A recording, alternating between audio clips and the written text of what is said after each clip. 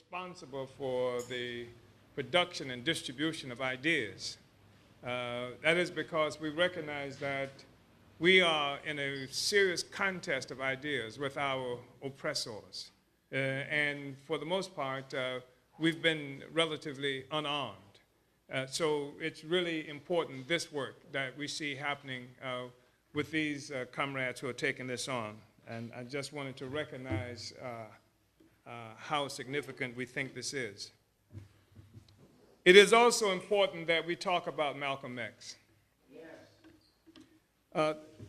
This kind of meeting, or meetings similar to this, will be happening throughout this country. Every May, almost every February, which was the date of Malcolm's assassination, groups of people hold meetings to discuss Malcolm X. And I think that at this moment in history, where we're seeing an obvious failure of a social system that's born of oppression, born of murder, slavery. I'm talking about the whole capitalist system, the world capitalist system that gave birth to what we now call Europe and what we now call North America. But what is obvious to most people on earth, that this system is experiencing a critical failure. Crisis abounds everywhere. There is a season of unending war. Even people who get Nobel Peace Prizes are leading this horrible war machine, murdering people around the world. I'm talking about like Barack Hussein Obama, that's authorizing drone strikes, killing innocent people, bombing weddings and funerals, and assassinating individuals that this government has put on a target list. It seems that the only thing that's necessary in Washington, D.C. is somebody writes a name down on a piece of paper and say that this person is a terrorist, this person deserves to die, this person deserves to be chased across the planet and arrested. They don't just do that internationally, they do that in communities throughout this country, where Eric Holder, not too long ago, went into, I don't remember if it was Oakland, California, another city, could have been Chicago, and validated this process they have where local district attorneys have the ability of designating some individual a gang member. And based on this designation that comes from the government, this person cannot be in certain locations in the city. And if the person is found in a certain location, that alone is enough to arrest the person and to arrest anybody who happens to be with that person. So this targeting of people in Afghanistan and Pakistan, in Northern Africa, by the United States government is not something that it simply does outside of this country. An article was in the newspaper not too long ago, and they're still talking about it as if it were some extraordinary event, has described Tampa as a place that is notorious for just giving tickets and arresting African people simply for riding on bicycles. I didn't know Tampa was notorious for that. I thought St. Petersburg was notorious for that. I thought Philadelphia was notorious for that.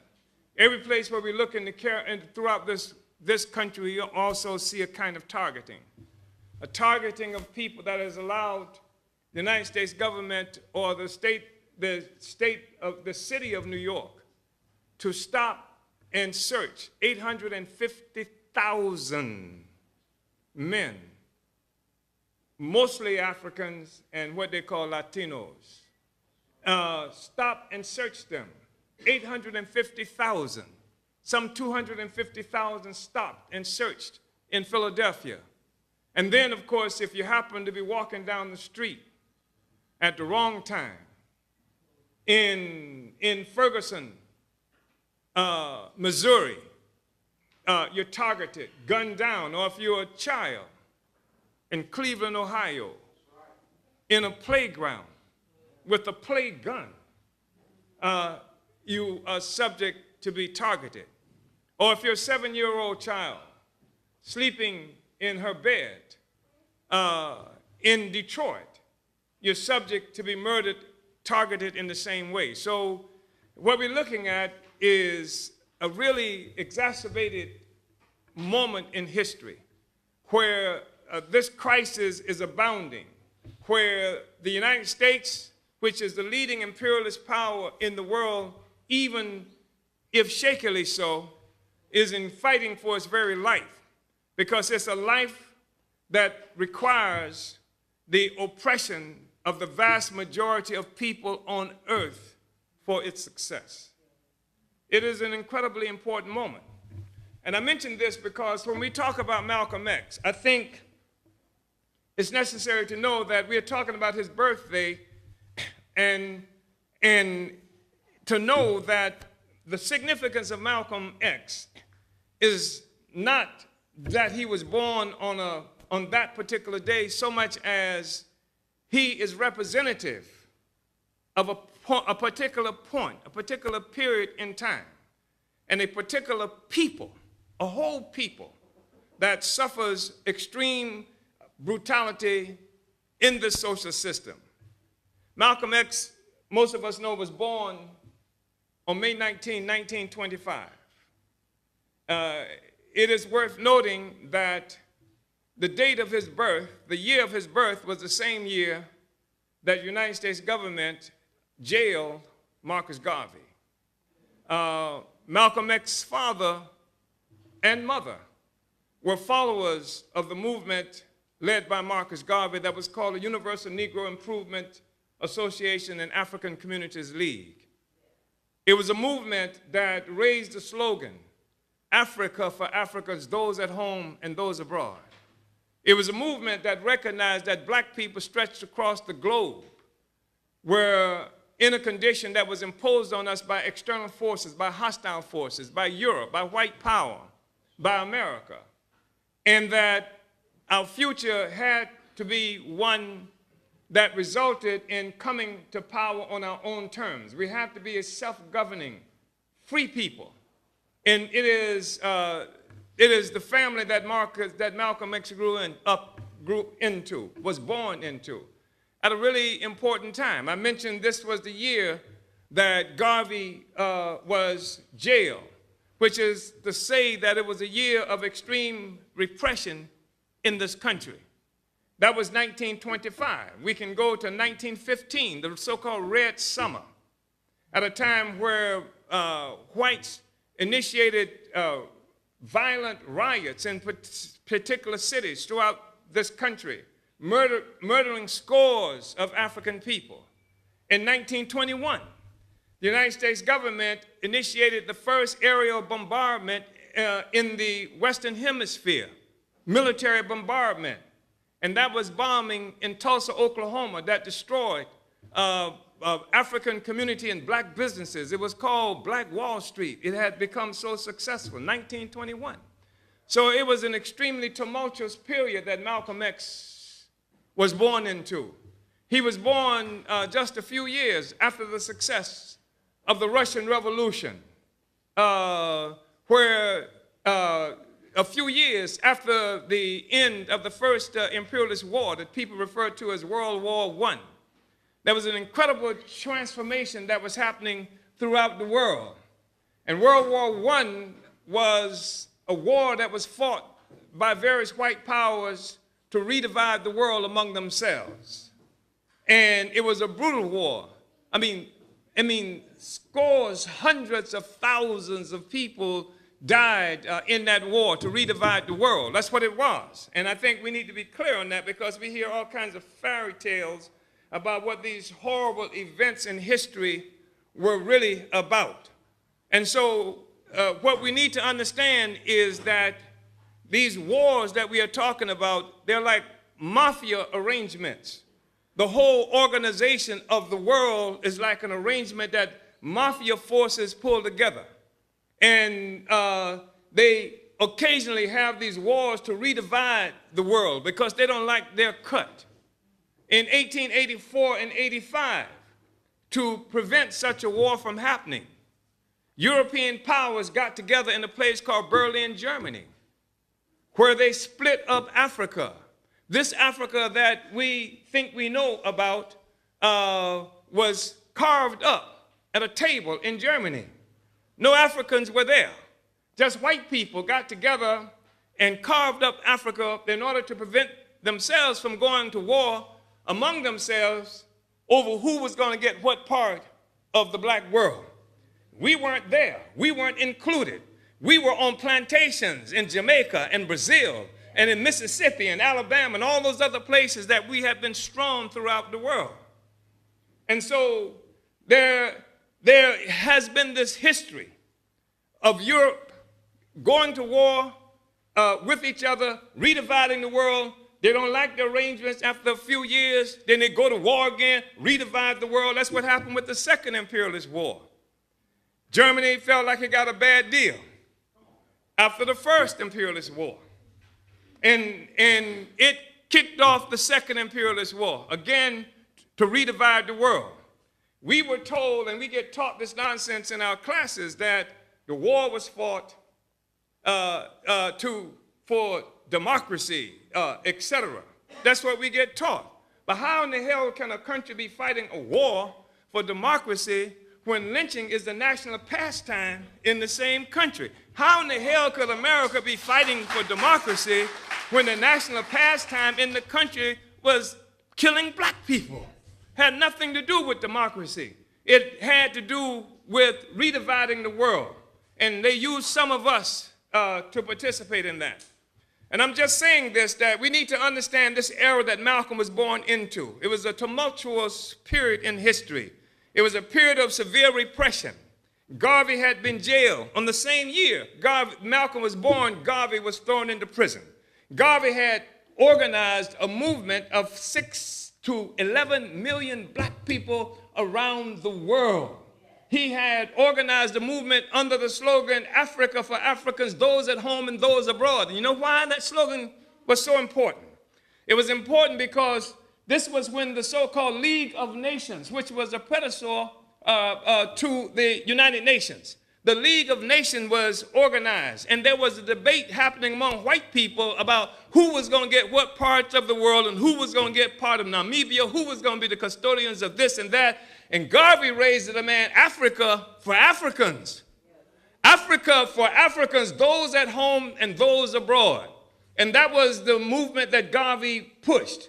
And 11 million African people around the world participated in that movement. It was an incredible movement, and some of the people who participated in that movement were Earl and Louise Little, Malcolm X's father, who was a Baptist preacher, but an ardent supporter of Marcus Garvey, and his mother, Louise Little. They had 8 children. Malcolm was one of them. And Malcolm was born in Omaha, Nebraska. And the militant activities of his father resulted in threats and attacks on the family all the time. So they moved from Omaha. Their house was burned. They went into Lansing, Michigan. And when Malcolm was 6 years old, his father was murdered by groups associated with a white nationalist organization that was called the Black Legion. It was like a Ku Klux Klan type organization. His mother and the 8 children were left in a state of destitution. She had to resort to cooking wild greens that grew like you would find in the streets, on the side of the streets and what have you. And it wasn't too long until she had a nervous breakdown. She had a nervous breakdown, and Malcolm and his 7 siblings were separated and sent to different foster care homes and things like that. And Malcolm X ended up, Malcolm Little, as he was named, ended up finally hustling. He became a thief. He was a very brilliant student when he was in school. And he made the mistake of telling his teacher that he wanted to be a lawyer, his favorite teacher. And his favorite teacher told him that no nigger should be aspiring to be a lawyer. You ought to be a carpenter or something like that. They should have let him be a lawyer.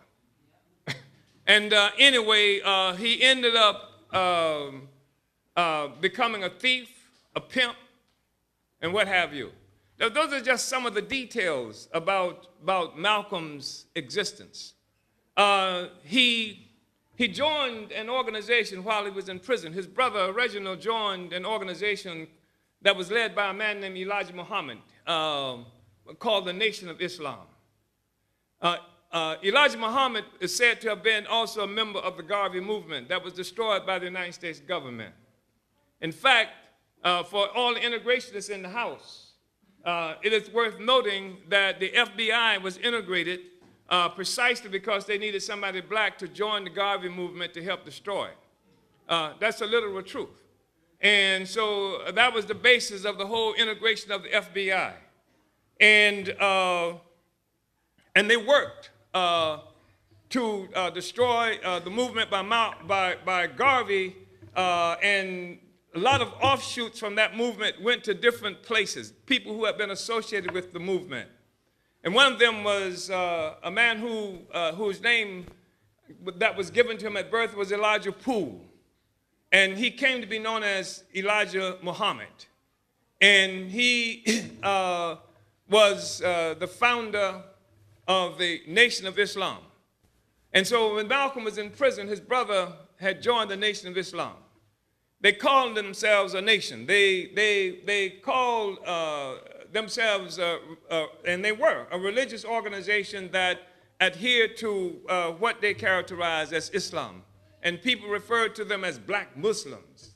And in fact, for all that you know about Muslims in this country today, it was Africans who brought Islam to this country. Even before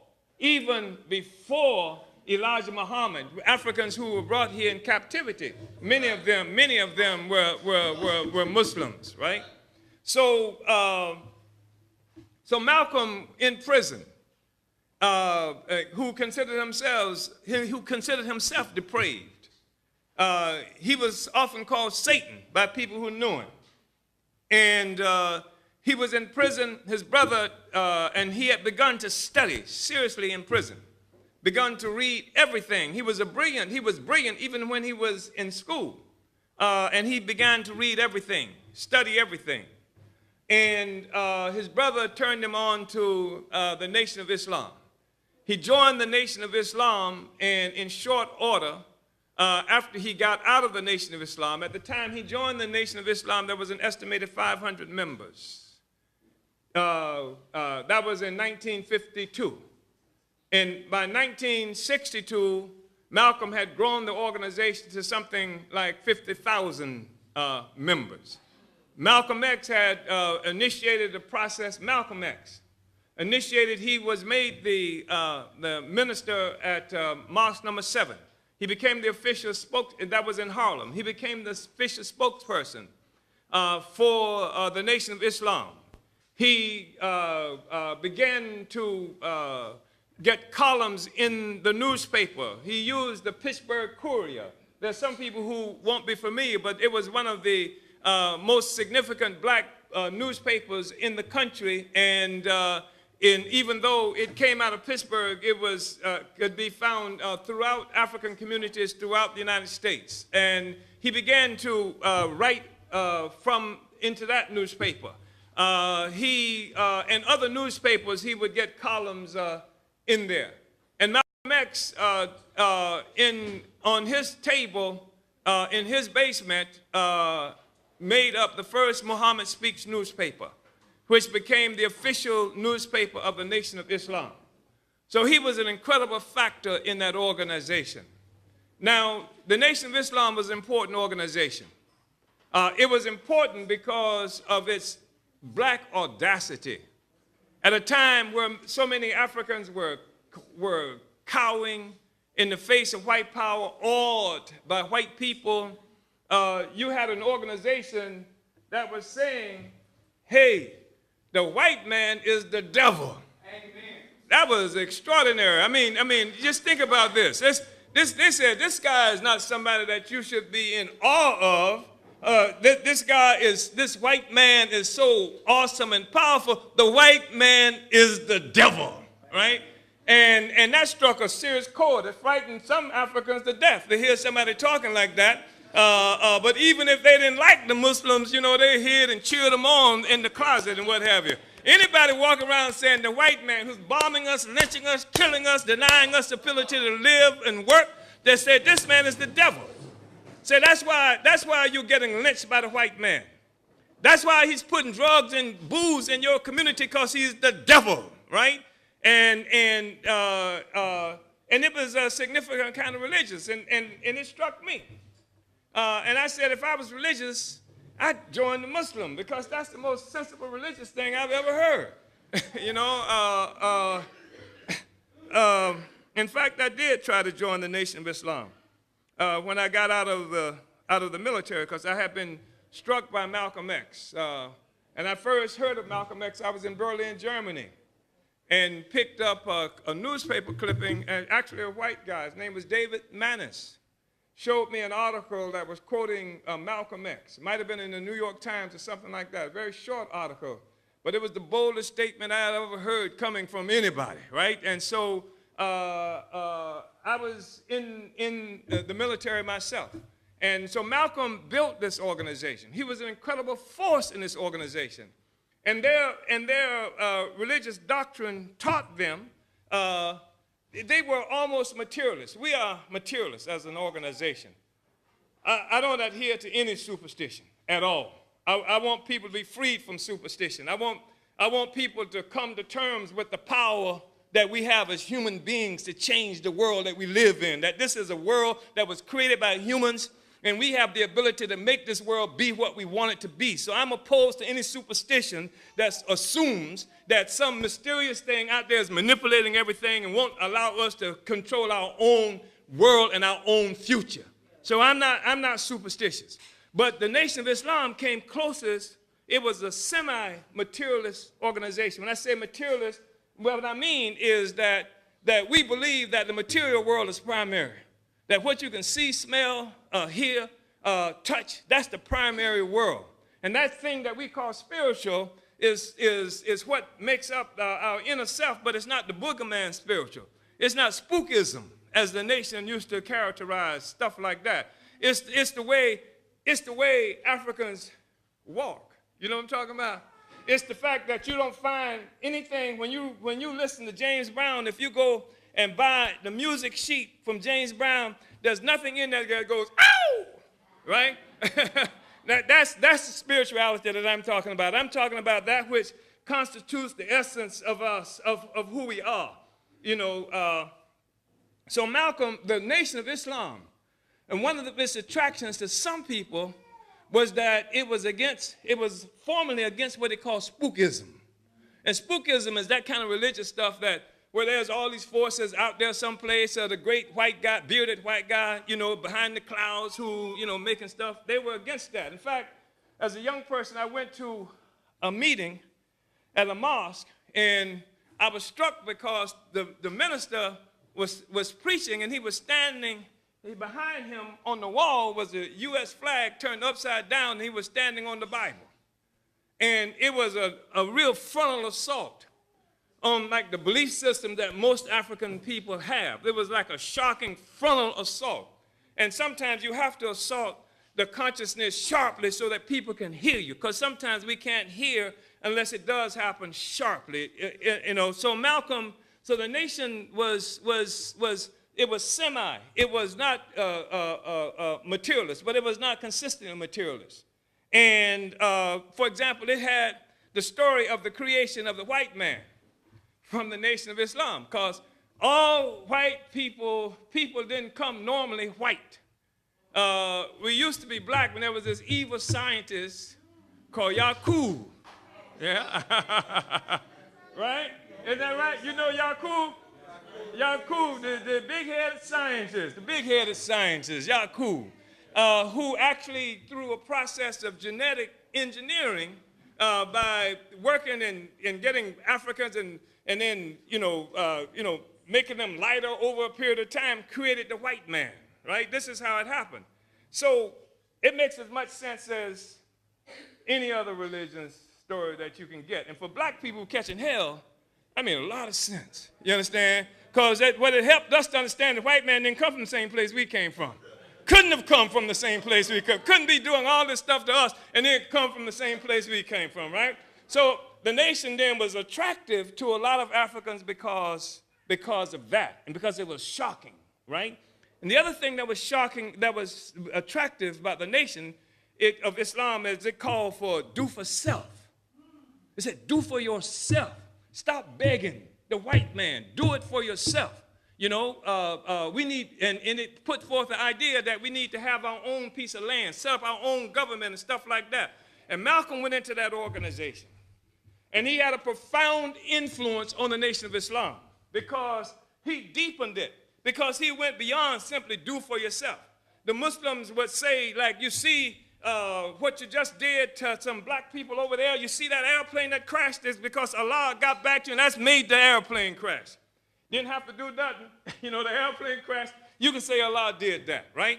But Malcolm took it further. And he began to introduce into the Nation of Islam something that you never heard any Muslim say before or since who was a part of the Nation of Islam. Any of them at all. Malcolm began to talk about revolution.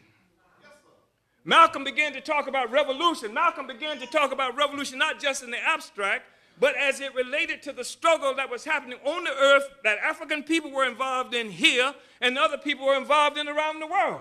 He began to criticize Martin Luther King.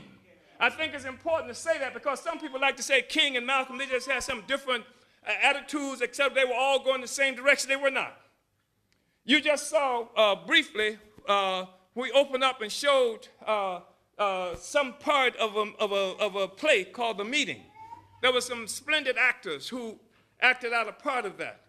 They had cut that play in a certain way so that Malcolm's part in the play was the dominant part in the play because this is, after all, a celebration of the 90th birthday of Malcolm X. And so his role was the dominant role that you just heard. But in the play, actually, you really a unity, an equality of the philosophical views of Malcolm and Martin Luther King in that play as you go through it, but they were not equal. There's a picture that you can find that's almost become iconic, where there's Malcolm and Martin Luther King who bumped into each other and they're standing there shaking hands. And this is something that's now used to show that Malcolm and Martin Luther King, they were really on the same side of the question. And that's not an accurate picture. And I want to say a few things about that. And I want to say some things because what is said now is so critically important. Because Malcolm X died, King died, but they didn't simply die in their sleep, they were murdered. And the United States government murdered Martin Luther King, then it murdered Malcolm X, and it murdered members of the Black Panther Party to crush a revolutionary movement that had grown up in this country, that was challenging the United States government to its very foundation. And it wasn't just challenging it here. This movement was an international movement that Malcolm X recognized, Malcolm X talked about. He challenged, he talked about revolution. He said, whoever heard of a revolution that's when the objective is to sit down on the toilet next to white folks? He said, that's no revolution. He said, what kind of revolution is it where you're going to overwhelm them with your capacity to love? He said, revolution is based on land. And the only way you can get it is bloodshed. That you got to fight if you really want freedom. And you got to have your own land. And land is a fundamental question, and Malcolm X was able to articulate that. Why do I say land is important? Because it is important. And everybody in this room and everybody in America knows it's important, or they wouldn't have stolen it from the indigenous people who were the traditional owners of this land right here. They know land is important, so they stole it every place they went. They stole land. They stole it in Africa. They stole it here. They stole it all over the Americas, etc. Land is critical. If you deny people its land, then you deny them the capacity to produce life for themselves, right? And that's what, so Malcolm talked about that this is what revolution is about. And he talked about revolution. He didn't just say we need some land of our own. He said we have to have a revolution. He said there's a difference in the black revolution and the Negro revolution. That's what he said. And when he talked about what revolution really was, he said, look at those people in Vietnam. He said that the white man can't win another war on the ground. Didn't he say that? Hasn't it proved itself out even since then? He said he's powerful in the air, where he got a lot of bombs, and he can drop a lot of bombs, but he can't come down on the ground. He said, look at him in Vietnam. Said he goes to Vietnam. And he said, people, the only thing they got is a blade, a blade. He said, but when the sun goes down, it's even Steven, right? So Malcolm was teaching revolution. He was teaching guerrilla warfare, even. So he wasn't talking, we shall overcome. You know, he wasn't talking about overwhelming them with your capacity to love. He said that if you're going to have a conversation with somebody, you got to speak the same language they speaking. That you're in bad shape. If they speak in English and you speak in French, you are not going to communicate. He said you're dealing with an enemy that only understands violence. You can't approach this enemy speaking the language of peace. You got to deal with this enemy in the language that he understands. That made sense to me. So Malcolm X, he was a critical force at a critical moment. He didn't simply talk in the abstract. He didn't simply talk about religion in the abstract. He talked about revolution. He was a materialist, and he was the only one of them that was introducing revolutionary theory into the struggle, challenging the civil rights movement. He challenged King. He challenged the Big Six. And then he challenged them not because he thought they were sinning and violating some laws of Allah. You won't ever find him saying something about them violating some Muslim principle. He challenged them because they were betraying the African masses. He challenged them because they were leading African people into these massacres and being beaten into the earth. He challenged them because he said that we have to have our own land, have our own resources. This is the struggle that Malcolm X was making with King and the rest of them. So he was just an incredibly important force based on that. So here you got a struggle, an incredible struggle. Civil rights movement. African people come into consciousness, even though the civil rights movement was not created for us. And that's a whole other story that you need to come to terms with, because right now it's critical how we understand history, because we're entering into another period of struggle, not only of African people in this country, but struggles of the peoples around the world, just as what existed during the period of Malcolm X. The question is, where are we going to go? Making speeches ain't going to do it, right? And where are we going to go, and what are we going to have to do to win our freedom? And so Malcolm X was articulating this line, and it began to be a line that disturbed the United States government. But it didn't just disturb the United States government, it disturbed the organization that he was a part of, the Nation of Islam. The nation had a problem. Leaders in the Nation of Islam had a problem. They said Malcolm was moving away from just the religious teaching. Malcolm talking about, was he talking about revolution? He went to Selma. He went into Mississippi and met with the people who were involved in the struggle. He'd get political education from the Student Nonviolent Coordinating Committee, the ones who came forward with black power. Malcolm X influenced that. So he wasn't just talking some abstract religious stuff. He was talking about how to change the world that we live in. And then he began to make relationships with Africans and Arabs around the world to build revolutionary connections. He spoke before the Organization of African Unity at a time when somebody thought there were some possibilities that it would be something other than that neo-colonial white power in black face entity that it is. He spoke before them. He warned them. He said, you just become free of European colonialism, but you should not walk into the trap of American dollarism.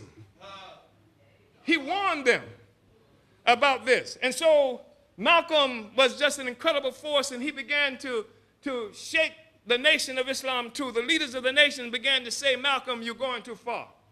I forgot the year it was when in Los Angeles, California, the police attacked a mosque and went in and just really brutalized a lot of the Muslims in that mosque.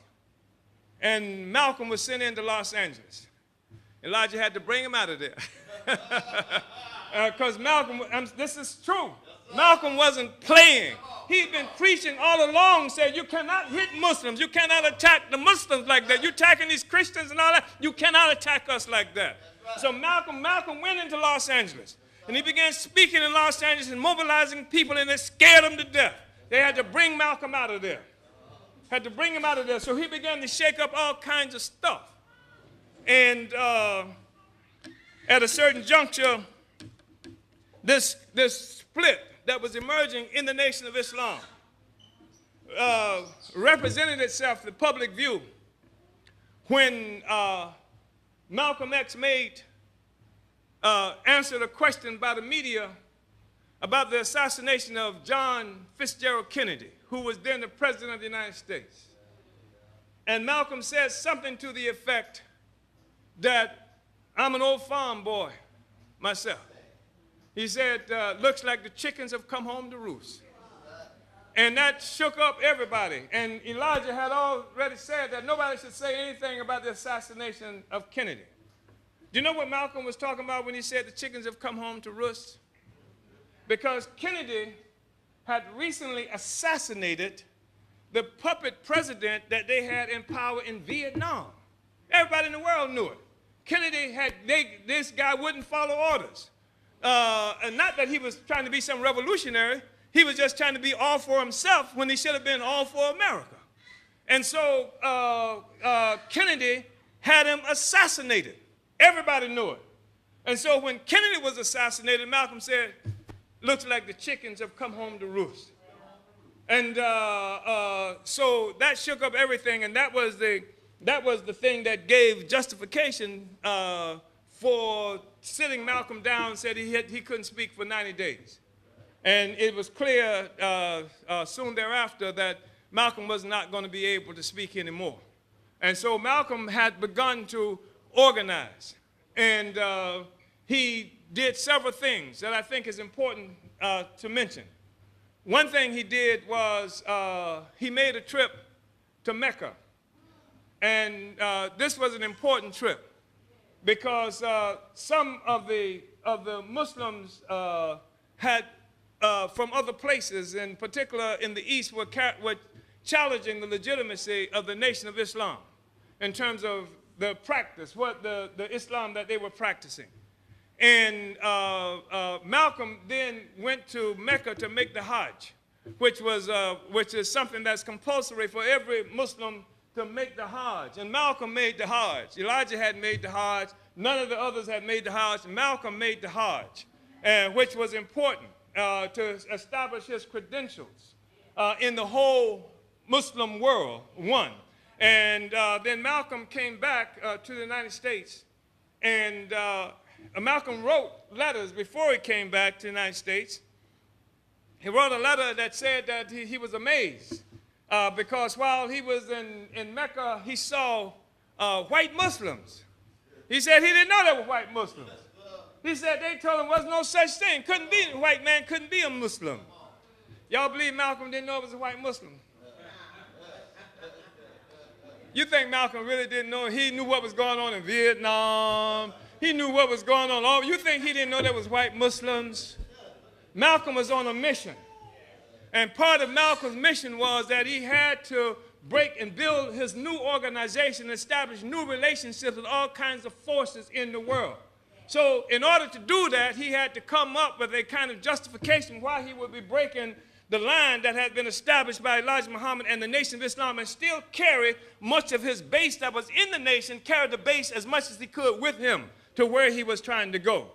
I mean, I knew there was white Muslims, and I know damn well Malcolm X knew there was white Muslims. You understand? But it became necessary. Malcolm is building now. He's scrambling now to build an organization because he's out there on his own, and then he's been followed by the U.S. government, CIA. They poisoned him once while he was on the trip, and then he's been hassled by the Nation of Islam. You know, all kinds of nasty things are being said about him, calling him in the middle of the night. All this stuff is going on with Malcolm X. So he's scrambling. So one day he organizes what he called the Muslim Mosque Incorporated. And then the next day he comes back and says, well, we got Muslim Mosque Incorporated, but I'm going to now create the Organization of African American Unity. And because he had to go beyond the Islamic thing and pick up everybody else who wanted to struggle, wanted to be in part of revolutionary organization. So he had the Muslim Mosque Incorporated for everybody who had to have Islam. Remember Malcolm said? He said, what did he say about religion? Somebody say it. Keep it in the closet. Keep your religion in the closet, right? So, but he knew that there are a lot of people who were Muslims. That's where his base was. That's where the people who were in the nation who would follow him, they were Muslims. So he created the Muslim Mosque Incorporated. Then he created the Organization of African American Unity, Afro-American Unity. And this was to bring anybody else who could be brought into organization, into the organization that he was building. And he was doing this rapidly. He was moving rapidly, trying to pull all of this together. And, of course, what happened was that, and I want to just say something about Malcolm recognizing it was white Muslims. Because some people have used that statement to say Malcolm X changed. He changed. All you got to do is listen to Malcolm X, the statements he made after that. When they asked him about that, he was quite strident in his recognizing that African people, black people who we have to organize, black people are the victims here, and that that's who I'm organizing. He said, I'm still the same Malcolm X. There was no question about that. And this whole thing about Malcolm changed, people needed Malcolm to change. And since Malcolm died, a lot of people changed him in ways that he didn't change himself, you know, so they had the opportunity to do that. But Malcolm was incredible. The political integrity of the man was something that resonates even today. Even people who hated Malcolm X had to respect his political integrity. Malcolm was bold and non-compromising in his stance around African people and the oppressed around the world. He recognized the unity between Africans and the oppressed peoples around the world. So he was incredible in that regard.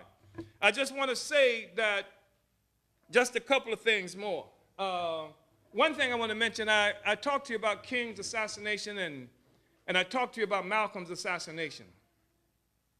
What's really important to understand is that this period of history that we are talking about, that saw Malcolm emerge as this powerful spokesperson for African people, that saw King emerge as this powerful spokesperson for African people.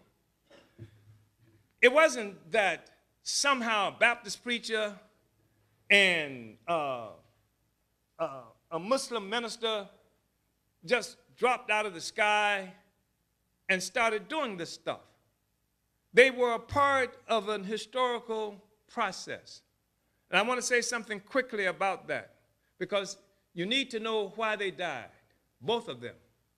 And what happened was this thing that I referred to earlier that's called World War II, the Second Imperialist War. When that war happened, at the time that war started, England, little tiny rock England, little backwards, cold, foggy, wet England. England that had so much going for it that as soon as people could get the hell out of there, they did, and came here and went to Australia and went to Canada and any other place that would let them in. The original boat people, right, came from England and from Europe, getting the hell out of there. Some people have short memories, but it was poverty and disease that drove Europeans out of Europe. It was poverty and disease. The original boat people were not Haitians. They were not people who were trying to cross the Mediterranean, getting out of Africa to Italy. The Italians were a part of the original boat people. They were the ones who were leaving. Europe that was impoverished, diseased, and unfree, going to other places around the world, raping it, and attaining their freedom and their resources at the expense of African and the other oppressed peoples around the world. You know that, don't you? I know you know it because you know that there is no such thing as a tea leaf tree in England, and yet England is supposed to be the tea-sipping capital of the world. Where the hell they get the tea from? You understand? So they ain't have nothing until they got you. You understand? So I was going to say, make a point. I did make a point. Right? So England was the most powerful force in the world. They call it the British Empire. They used to brag. This is incredible. They said the British Empire is so great that the sun never sets on it, which means they have slaves in every time zone. And they teach you to hate Hitler. Right? The British bragged about having slaves in every time zone. The sun never sets on the British Empire. We oppress every people all over the world. They used to brag about it. It's harder to brag about it nowadays, but they did. They bragged about it. And so at the beginning of the Second Imperialist War, England was the world monetary system was centered in England.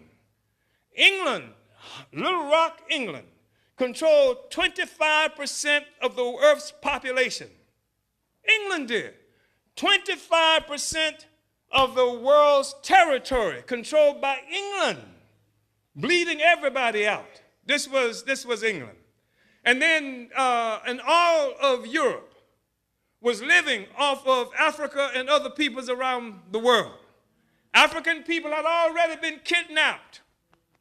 We people in this country, Africans who are here, we, in addition to the so-called Indians, we the only people who didn't come here looking for a better way of life. We lost a better way of life as a consequence of having come here.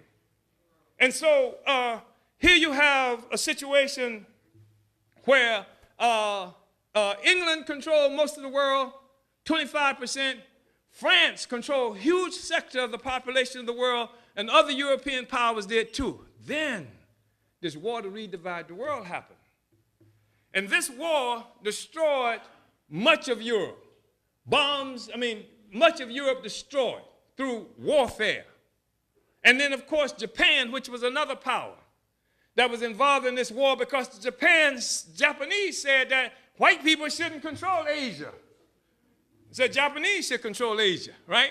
And so they were fighting to dominate Asia, and this horrible war went on. The U.S. didn't get into the war until the last minute. By now, Europe has decimated itself nearly. The U.S. drops 2 atomic bombs on Japan, 2 atomic bombs on civilians. How the hell are they going to condemn some poor, starving person in Afghanistan for strapping some dynamite on them and walking into somebody and kill? They dropped 2 atomic bombs that killed more than 100,000 people at each time. Civilians. These were not soldiers they killed. These were civilians. You understand what I'm saying? They're going to talk to us about terrorism. They're going to put you in jail for being at this meeting.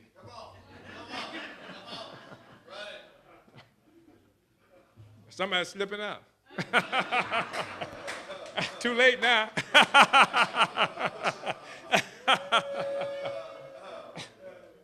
So they control most of the whole world.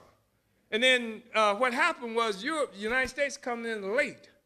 And all the colonies that Europe used to control essentially by itself, the United States comes in, it ends up now penetrating all those colonies. So raw materials that used to come to Nigeria going only to England, now comes to the United States also. Raw materials that used to come from India going only to the United States, going to England, now comes to the United States also. All over the world, this phenomenon is happening. So the United States, all these resources are coming to the United States. But once it gets here, the question the United States has the greatest productive capacity that it has ever had, ever. since slavery. Then the question comes, how is it going to transform the raw materials into finished products? They used to go to what they call Eastern Europe to get workers, white workers. That's where the term hunky came from. You didn't know that, did you? You thought you made it up, didn't you? No, this is what other white people were calling Hungarians who came to this country, and their hunkies were trying to take their jobs, the Hungarians and what have you, right? So they used to go there, but now at the end of the Second Imperialist War, the white people in Eastern Europe are part of what they call the Soviet what? The Soviet bloc, right? And so they are no longer available. So what happens is to get those workers that they need to transform those raw materials into finished products, they decide they got to get them from the black community down south, but that ain't an easy job to do. Because the economy down south in America, the capitalist economy, is labor intensive. It is based on picking cotton, laying railroad tracks, clearing swamps, doing all the nasty work, keeping the plantations running, and you don't need education, anything for that. You need a permanently oppressed sector of the population where extreme violence is used to control. No rights or anything like that. There. That's us. That's what sent the plantation owners' children to Europe on their vacations. That's what built the colleges for them. That's what made it possible for them to live in luxury, and they're not about to give that up easily by letting Negroes leave the South and go work on a plantation, go work in another factory up north. They're not going to allow Africans to even be able to work in factories in the South. That was prohibited, even in this city right here. In my lifetime, Africans who worked for the city couldn't drive the trucks, couldn't ride on the tractors because you were higher than the white people. Did you know that? So that there are relations of production that are necessary in order to keep a people living in a state of near slavery. You can't have any freedom, no room to wiggle. Because if the people got any freedom at all, they'll use that freedom to get all the freedom that they need. So repression, extreme violence is absolutely necessary. And so that's what existed here. But now they got to change that. This is where your liberal whites come in. Because they need those workers in those factories for the benefit of production in this country.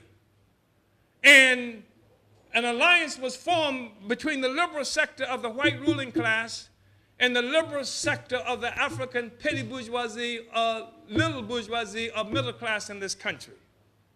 That they would support a revolution from above that would free African people from those plantations in the South. Africans, you literally had to escape from the South. Did you know that? Literally had to escape from the South. You had to get away. You had to catch the train that leave the community that you grew up in and walk to another town and catch a train out of there, because if the white folks knew you were leaving, you end up in one of those, what do they call them, where they rent you out? The prisons that they had. No, this was another form. This was pre-chain gang. Convict leasing. That's what would happen to you. So extreme violence, brutality, oppression was necessary. And so they wanted change. And the white liberals wanted change too, but they didn't want no revolution. It had to be a revolution from above. The black petty bourgeoisie, they needed this movement because they needed to be able to integrate into the white social system so that they can get rich like white folks. They lived in cities, like in places, whole counties in Alabama and throughout Mississippi and other places where you had these uneducated white guys who were the sheriffs who ran everything, and tobacco-chewing, backwoods, uneducated white people. The only criterion they had was they was white. You had Negroes who had studied all around the world and through every place, and they couldn't do anything but stay scared all the damn time, right? And so they needed change too. And then you had the masses of African people who were constantly being lynched and murdered. You know, wives and children raped. Oh, this is a regular thing that was going on here. Everybody needed change, but for different reasons. The middle class needed change so that they could integrate into the system and they could attain the wealth and resources that white people had, white power had. The middle class needed African people to be able to vote so that they could get elected. The middle class needed you to be able to vote so that they could get elected. And so they came into this alliance. The liberal sector, the white ruling class, funded the civil rights movement, promoted the civil rights movement. They even sometimes sent their children to the South to participate in the civil rights movement, to control it from above. Malcolm talked about that a lot. And what happened, of course, is something they could not anticipate. Because you can't take Fannie Lou Hamer, who was a sharecropper in Mississippi, uneducated sharecropper in Mississippi who became one of the most powerful people in this country. You can't move people like that to change the world without them becoming changed themselves. People who engage in change the world become changed themselves. And then their aspirations go beyond what the black middle class wanted. By 1964, 65, the Voting Rights Act, the Civil Rights Bill, all of that stuff had passed. As far as the black petty bourgeoisie was concerned, it was over. They had won everything they were looking for. But 1966, what did you hear? They weren't talking about we shall overcome. They were saying black power. We want black power, which went beyond what the black petty bourgeoisie was talking about.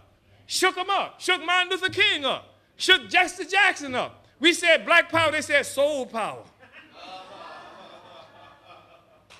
They did. They can, and all the smart white people got instantaneously stupid. Black power, what does that mean? Isn't that something? I mean, these are the most erudite, smart white people you ever wanted, but they don't know what black power means, right? And so you had this incredible movement take off.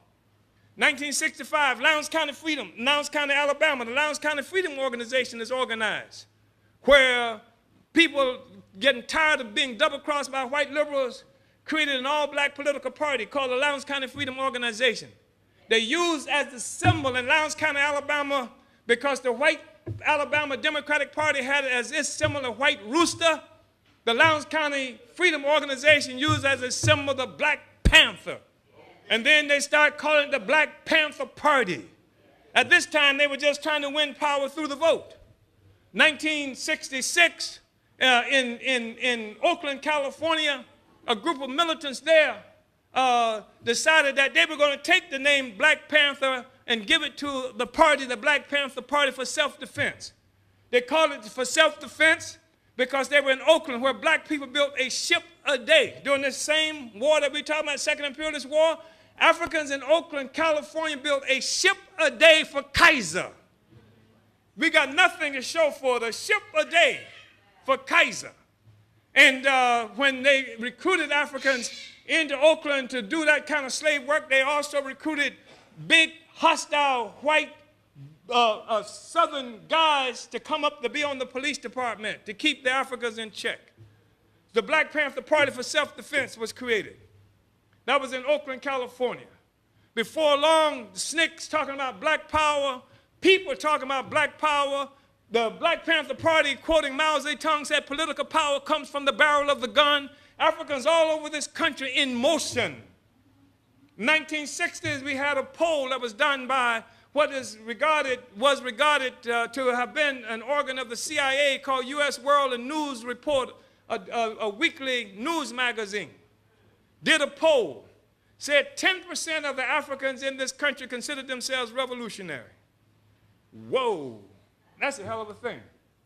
This was in the 60s, when they didn't even have black people working for them, going out and asking people if they thought they were revolutionary. 10% said yes. That's a statement about where things were at the time. And Africans turned our backs on the United States government, politically and ideologically. Africans were building our own organizations, Panther organizations, JOMO in this city. You know about JOMO, Brother Jenkins. Used to run it up and down by your house all the time on Harrington Avenue. Jomo in this city, similar organizations throughout this country. And it shook this country to the foundation. J. Edgar Hoover, who was the director of the domestic secret political police, declared the Black Panther Party the greatest internal threat to the security of the United States. Why? So all they said is that we wanted our freedom, that there's nothing that the Panthers said except we want our freedom. And yet we became a domestic threat, and we are. Black people demanding threat represent a serious domestic threat to the stability and security of the United States, because it cannot survive a struggle for black freedom here or any place else around the world. That's what Malcolm X understood. So here's what happened. You had this incredible movement that turned its back on the United States government. We were building our own organizations. We were coming up with our own philosophy. The high tide of black intellectual thought here and around the world. Fanon, out of Algeria, Nkrumah, in West Africa, Cabral, Baldwin. All of these incredible forces now just seeding the intellectual development of African people and the world. And so, having defeated the U.S. domestically, even the Vietnamese would organize in a way to fight against U.S. imperialism in Vietnam that took advantage of the struggle that African people were making in Detroit. And so the U.S., having lost this ideological and political struggle, turned on us with the gun. And they assassinated Malcolm X. They assassinated Malcolm X, but it was too late. Because it was his influence that created Black Power. It was his influence that created the Black Panther Party. It was his influence that created SNCC, that I was associated, that didn't create SNCC, but the Black Power demand. It was his influence that created JOMO. It was his influence that was the most radical influence, ideological influence throughout this country. And then they had declared that King could be a threat too if he ever abandoned his position of nonviolence. And King on April 4th, 1967 in Riverside Church, it's incredible. April 4th, 1967 in Riverside Church made a speech where he vocally, openly declared the challenge he was having trying to hang on to this nonviolent philosophy, as violent as America was being in Vietnam. And a year to the day, April 4th, 1968, the United States government gunned down King on the balcony, saying, King, the government didn't kill King. Kills everybody else, but it wouldn't kill King, right? Somehow, we're to believe that some white guy who would be in a boarding house that shared the toilet with other people in the boarding house would be able to come in there with a high-powered rifle, sit in the toilet, to wait and know when King was going to come out of the motel on the balcony to get shot. Not fearing that anybody was going to come in there to use it. Somebody had to pee sometime, right? But he doesn't have to worry about that. No, the government killed King. The same government that harassed him and tried to force him to commit suicide, you know they did that, right? The same government that did everything they could to embarrass him, and then even after he was dead, tried to kill him over and over again by running out stuff about his sex life, etc. That's the government that killed King. And they killed Malcolm as well. And so the point that I want to make is that they fell to a counterinsurgency war, that this government was involved in a struggle to stop this revolutionary movement in this country. They killed more than 30 members of the Black Panther Party in 1968 alone. They arrested more than 300 members of the Black Panther Party that year. And there were other people who they killed who were not high profile, like the Panthers, etc. So they had to crush the movement, and Malcolm died in that process. But Malcolm X, it was too late, because the influence of Malcolm X continues to live, and virtually everything that you see that represents revolutionary thought in the African community has been influenced by Malcolm X. And we say it's not good enough to just come out and celebrate Malcolm like this. We must celebrate Malcolm by the way we live. When I say by the way we live, I'm not talking about some religious doctrine. Malcolm X, the thing that characterized Malcolm X was one, organization. Malcolm X organization. There was no Malcolm X before there was organization. Malcolm X came into the Nation of Islam. And when he could not be in the Nation of Islam, he built his own organization. I want to say that. I want to say that part of why this is so important is because we are entering into a new high tide of revolutionary struggle. We shouldn't be confused. There are some forces who exist because King died. You wouldn't know about Jesse Jackson. If King had been killed, you wouldn't be saying anything about Jesse Jackson. Jesse Jackson is a hustler King never was. You understand? You wouldn't know about Farrakhan if Malcolm X hadn't been killed. Would be no Farrakhan. And I'm mentioning this, it's important, because Malcolm X was a revolutionary and he talked about revolution. That's what he talked about. That's what he taught. That's the thing that caused the split between him and the Nation of Islam. Farrakhan could have went with him, but he didn't. Farrakhan was his assistant, and he stayed. And not only did he stay, you haven't heard the word revolution come out of Farrakhan's mouth or anybody else who's a part of the Nation of Islam. I'm saying this because some people need to know what it is that you're looking at today. Some people say, when you see a bumper sticker or a poster, it'll say, it'll have on it Martin Luther King, Malcolm X, and then Obama, as though they're a part of the same trajectory. Listen, as though they're a part of the same trajectory. But if you don't know what happened, you won't understand that Obama is a consequence of the defeat of the revolution. He is not a part of the continuation of the revolution. He's part of the defeat of the revolution.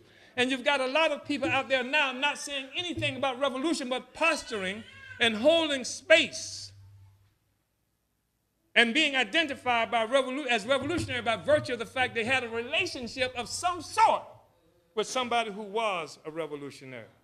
So we say Malcolm X was organized. That's a critical thing for everybody to understand, because he believed that you got to change the world. But if you're going to change the world, then you have to have an instrument through which you change the world. You just can't change the world by wishing it to happen. So organization is a critical thing. That's why we built the African People's Socialist Party. That's why we exist in various places throughout the world. We do, right now, exist in various places throughout the world. Organization is fundamental. Malcolm X also understood he was a nationalist. Malcolm X said that we have to have our own nation. He said a nationalist wants his own nation, that we don't want to continue to live under some foreign and hostile domination. What kind of human being is it that would willingly and voluntarily give up any kind of sovereignty over his being, over the being of his whole people, or who would give up the right for his children to know freedom, just to go muddle along under domination like this?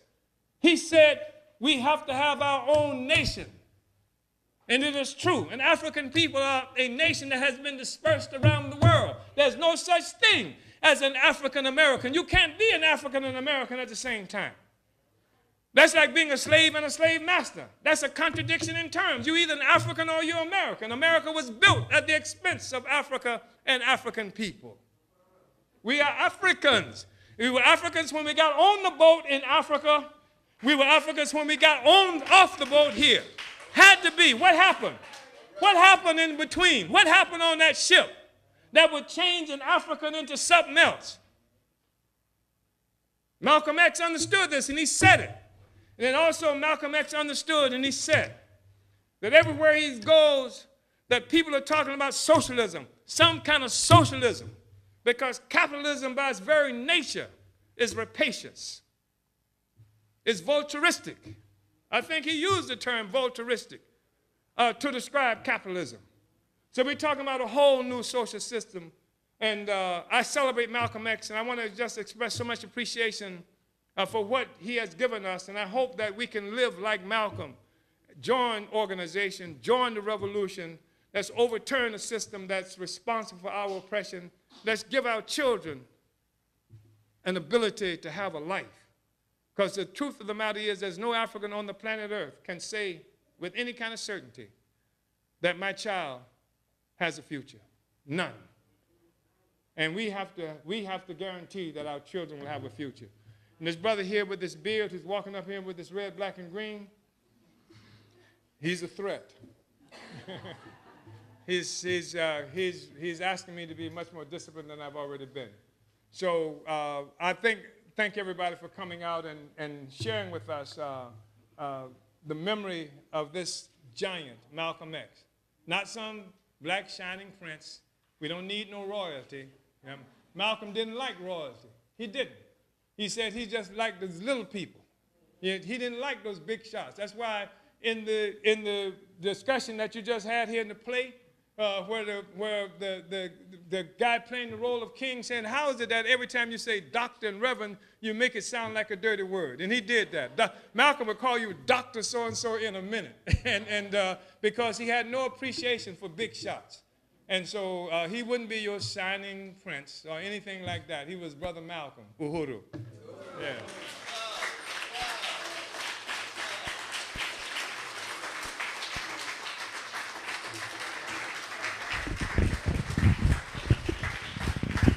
Uhuru, Uhuru. Let's give it up one more time. Y'all got to get up and stand up for this, because that was amazing. That was amazing. Thank you, Sarah. Thank you.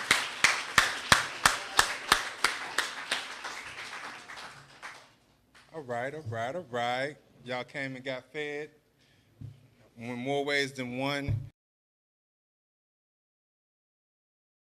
Responsible for the production and distribution of ideas.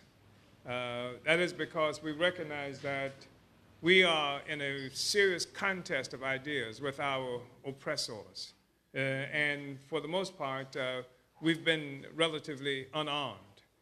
So it's really important, this work that we see happening with these comrades who are taking this on. And I just wanted to recognize how significant we think this is. It is also important that we talk about Malcolm X. Yes. This kind of meeting, or meetings similar to this, will be happening throughout this country. Every May, almost every February, which was the date of Malcolm's assassination, groups of people hold meetings to discuss Malcolm X. And I think that at this moment in history, where we're seeing an obvious failure of a social system that's born of oppression, born of murder, slavery. I'm talking about the whole capitalist system, the world capitalist system that gave birth to what we now call Europe and what we now call North America. But what is obvious to most people on earth, that this system is experiencing a critical failure. Crisis abounds everywhere. There is a season of unending war. Even people who get Nobel Peace Prizes are leading this horrible war machine, murdering people around the world. I'm talking about like Barack Hussein Obama, that's authorizing drone strikes, killing innocent people, bombing weddings and funerals, and assassinating individuals that this government has put on a target list. It seems that the only thing that's necessary in Washington, D.C. is somebody writes a name down on a piece of paper and say that this person is a terrorist, this person deserves to die, this person deserves to be chased across the planet and arrested. They don't just do that internationally, they do that in communities throughout this country, where Eric Holder, not too long ago, went into, I don't remember if it was Oakland, California, another city, could have been Chicago, and validated this process they have where local district attorneys have the ability of designating some individual a gang member And based on this designation that comes from the government, this person cannot be in certain locations in the city. And if the person is found in a certain location, that alone is enough to arrest a person and to arrest anybody who happens to be with that person. So this targeting of people in Afghanistan and Pakistan, in Northern Africa, by the United States government is not something that it simply does outside of this country. An article was in the newspaper not too long ago, and they're still talking about it as if it were some extraordinary event, has described Tampa as a place that the year that Garvey was jailed, which is to say that it was a year of extreme repression in this country. That was 1925. We can go to 1915, the so-called Red Summer, at a time where whites initiated violent riots in particular cities throughout this country, murdering scores of African people. In 1921, the United States government initiated the first aerial bombardment in the Western Hemisphere, military bombardment. And that was bombing in Tulsa, Oklahoma, that destroyed African community and black businesses. It was called Black Wall Street. It had become so successful, 1921. So it was an extremely tumultuous period that Malcolm X was born into. He was born just a few years after the success of the Russian Revolution, where a few years after the end of the first imperialist war that people refer to as World War I, there was an incredible transformation that was happening throughout the world. And World War I was a war that was fought by various white powers to redivide the world among themselves. And it was a brutal war. I mean, scores, hundreds of thousands of people died in that war to redivide the world. That's what it was. And I think we need to be clear on that, because we hear all kinds of fairy tales about what these horrible events in history were really about. And so what we need to understand is that these wars that we are talking about, they're like mafia arrangements. The whole organization of the world is on earth for its success. It is an incredibly important moment. And I mention this because when we talk about Malcolm X, I think it's necessary to know that we are talking about his birthday, and to know that the significance of Malcolm X is not that he was born on that particular day so much as he is representative of a particular point, a particular period in time, and a particular people, a whole people that suffers extreme brutality in the social system. Malcolm X, most of us know, was born on May 19, 1925. It is worth noting that the date of his birth, the year of his birth, was the same year that the United States government jailed Marcus Garvey. Malcolm X's father and mother were followers of the movement led by Marcus Garvey that was called the Universal Negro Improvement Association and African Communities League.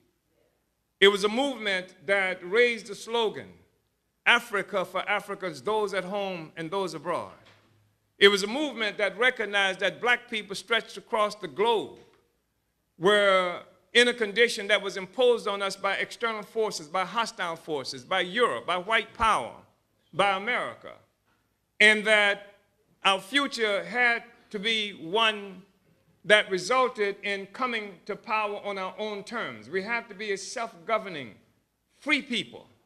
And it is the family that Malcolm X grew into, was born into, at a really important time. I mentioned this is notorious for just giving tickets and arresting African people simply for riding on bicycles. I didn't know Tampa was notorious for that. I thought St. Petersburg was notorious for that. I thought Philadelphia was notorious for that. Every place where we look in throughout this country, we also see a kind of targeting. A targeting of people that has allowed the United States government or the city of New York to stop and search 850,000 men, mostly Africans and what they call Latinos. Stop and search them. 850,000. Some 250,000 stopped and searched in Philadelphia. And then, of course, if you happen to be walking down the street at the wrong time in Ferguson, Missouri, you're targeted, gunned down. Or if you're a child in Cleveland, Ohio, in a playground with a play gun, you are subject to be targeted. Or if you're a 7-year-old child sleeping in her bed in Detroit, you're subject to be murdered, targeted in the same way. So what we're looking at is a really exacerbated moment in history where this crisis is abounding, where the United States, which is the leading imperialist power in the world, even if shakily so, is in fighting for its very life, because it's a life that requires the oppression of the vast majority of people